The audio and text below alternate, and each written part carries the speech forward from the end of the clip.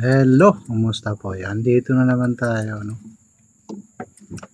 Ngayon ang topic natin itong paano ko ba nagagawa yung paggamit ng iba't ibang case, fingerstyle. Sa mga fingerstyle player ito dahil mayroon mga mahirap na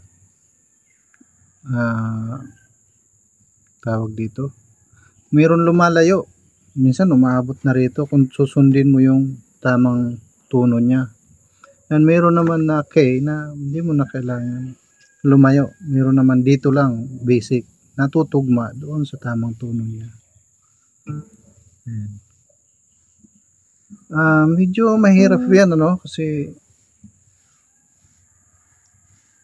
kung nasanay ka doon sa standard tuning na yun ang talagang pinakamadali. Yung pakikinggan mo siya, sasabayan mo siya.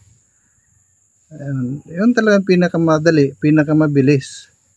Kasi mo na kailangan magsaulo ng lyrics eh. Yung tunog lang, pakikinggan mo na lang yun, susundan mo na yun. Yan, tuloy-tuloy na yan. Yan, paano nyo magawa yung hindi nyo pakikinggan? At kahit sino magaling, hindi kaya yung ngayon mo lang narinig, magagawa mo na. Walang ganun. Ang ginagawa ko talaga dyan, ulit-ulitin mo talagang pakinggan niya na isang kanta na yan para may memorize mo kung anong tono niya. Hanggat maaari, pati lyrics, may memorize mo eh.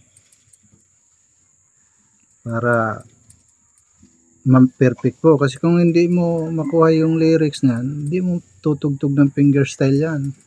Mahirap. Kasi bawat syllables, bawat salita, isang kalabit yan eh. Kung hindi mo kabisado. Liban nga doon kung pakikinggan mo. Ang ginagawa ko dyan, talagang memorize ko yan. Hindi madali, ano. Pag na-memorize mo na yung tono ng kanta, kahit saan kay, magagawa na. Kaya kailangan makabisado nyo talaga yung tunog ng gitara. Kasi yung tulad ng sabi ko, hanapin nyo dyan sa diin na yan kung alin yung tumutugma doon sa rhythm bantahog dyan, yung sa lyrics. Yan. Hahanapin nyo yun kung alin doon yung tumutugma. Kaya hindi madali yung sa iba't ibang key may tutugtog mo ang isang kanta. Parang ako pa lang itong bida-bida na nagtuturo ng ganyan eh.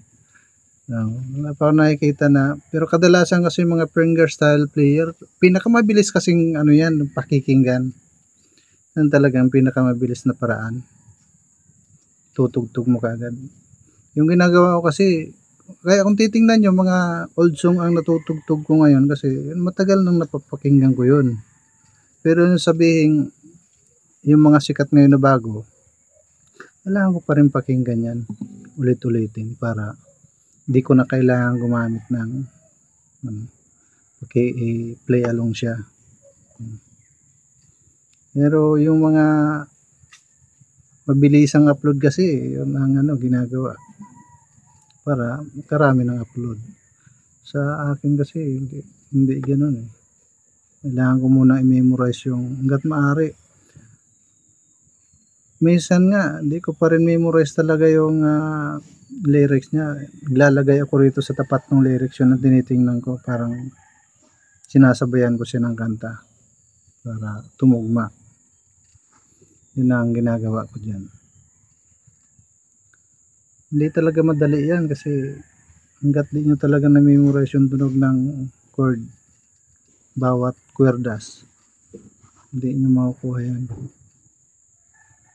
Kaya ayun, yung mga tinuturo ko dyan, siguro doon sa kung may mga anak kayo na mga bata pa at kita nyo na interesado, yan, yung mga tinuturo ko, nyo dyan, i-apply nyo dyan para kung gusto nyong ganitong ginagawa ko makuha nila. Okay, maraming salamat sa inyo. Sana makakuha kayo ng kaunting kaalaman. Subscribe kayo para tulong man lang kayo sa akin. Malay nyo. Swertehin tayo, no? Okay. Okay, thank you.